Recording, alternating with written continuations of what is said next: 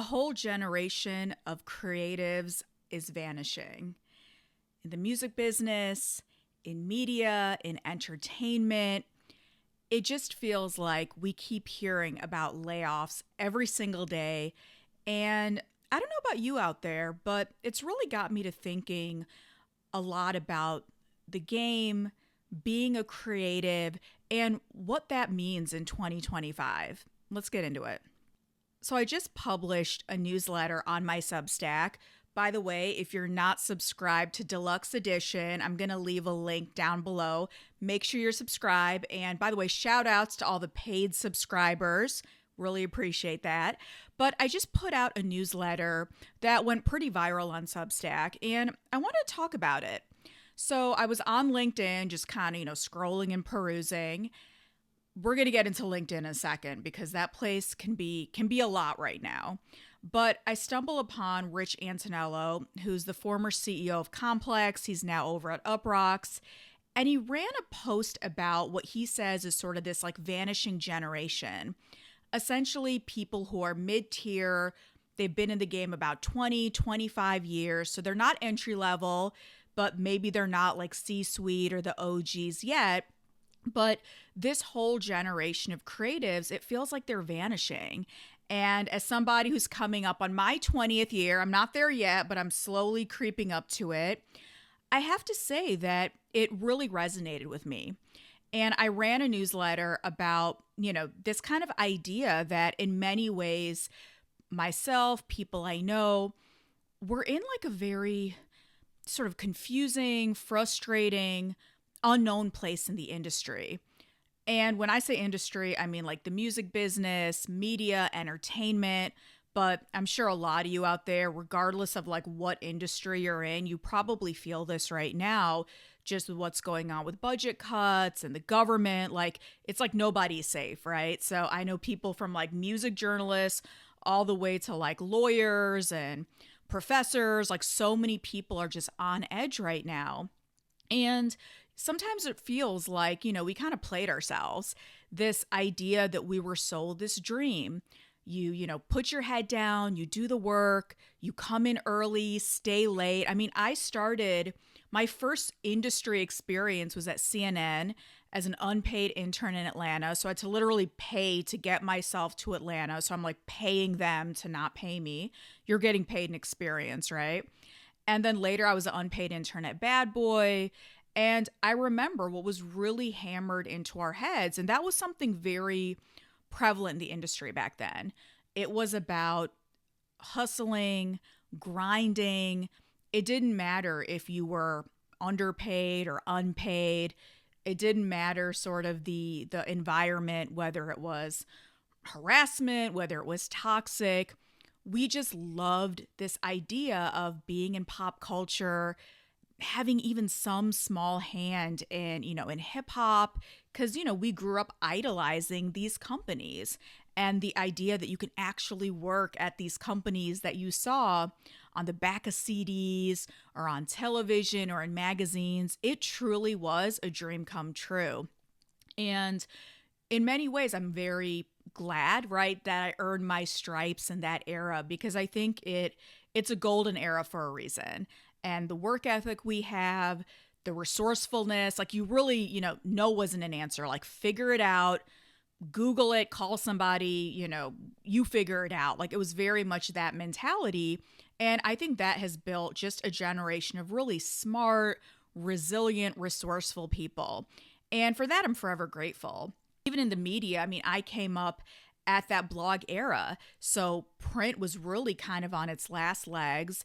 And for a young person like myself, the reason I got to interview, the Kendricks and the Coles and all those people when we were coming up at the same time is I would do .com.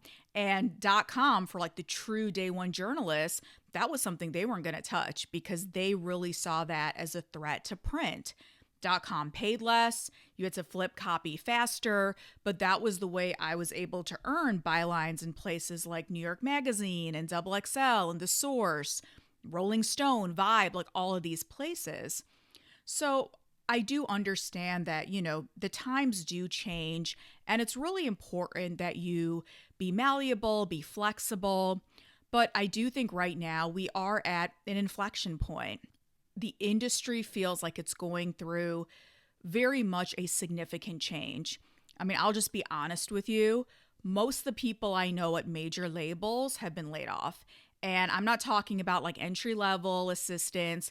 These are like the heads of labels have been laid off. No one really knows what they're doing. And, people are trying to freelance. Some people are like, look, I'm going to go back to school, like do a hard pivot into something else. And it's really a time of uncertainty.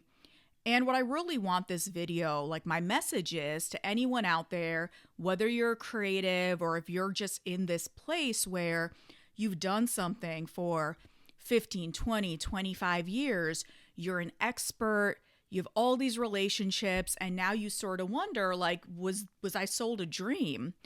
First of all, just breathe. I think that's something that we all have to do, is just understand we're in uncertain times across the board. So know that you're not alone.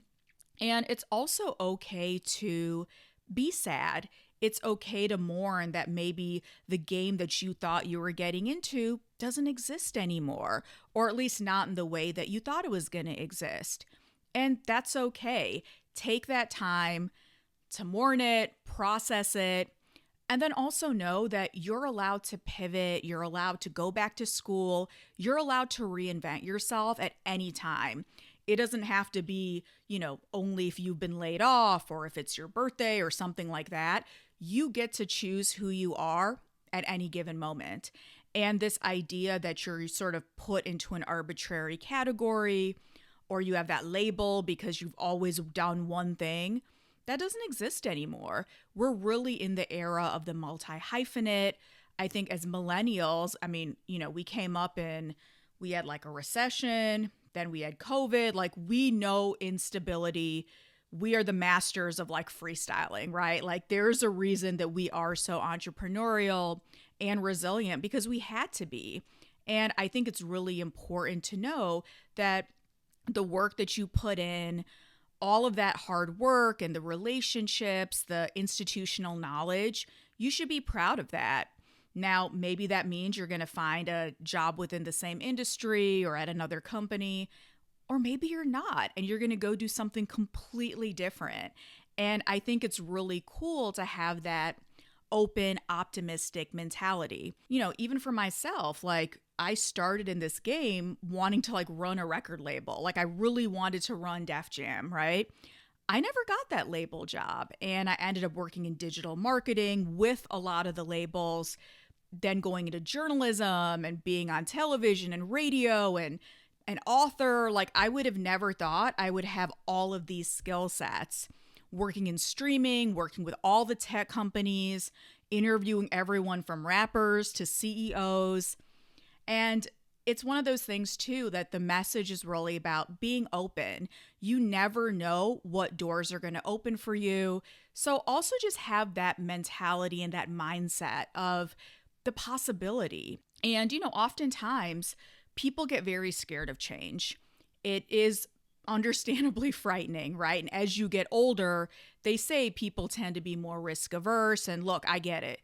You got a mortgage, you got kids. It is much harder to just sort of, pick up and do something completely different. I think that said, I actually love change. I think it, keeps you sharp.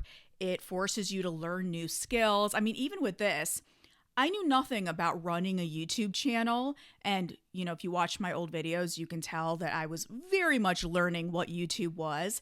But I taught myself YouTube. And it's one of those skill sets, like no matter what I do in life, I now know how YouTube works. I know about YouTube ads and the algorithm and how people get paid. I know about like using a real mic and all of these things, real lighting.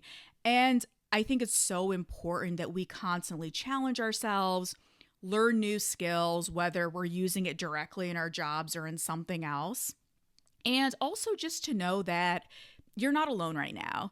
And what I can really, say to everybody out there is you're going to figure it out. your next move is probably not going to be your last move. You're allowed to try something, not like it, come back. Like, this is what life is about. Life is not a straight path. It really is a journey. And I wish that, for everyone, my fellow creatives and freelancers and everyone out there, you just know that it's a journey for you to enjoy and learn and experience. So really that's what this video is about, stay up, stay strong. And if I can give you just one piece of advice, stay off LinkedIn. I think right now LinkedIn is really kind of become, it's between FOMO of everyone kind of announcing all the big things they're doing, or just people sort of lamenting and using that as like their personal diary. So use LinkedIn sort of, in very small doses, I would say. Like LinkedIn, social media, use it as it's sort of relevant and beneficial, but don't live on there, like go outside. It's about to be spring. It's nice outside. And, I think there's more to life than just sort of applying for jobs like ad nauseum.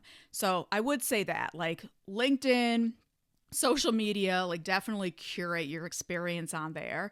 But yeah, so good luck to everyone out there. I'm working on a bunch of different things. When I can announce them, I'll definitely announce them on here. But, I think really we're in a very new, uncertain, but ultimately exciting time. And I can't wait to see what's next.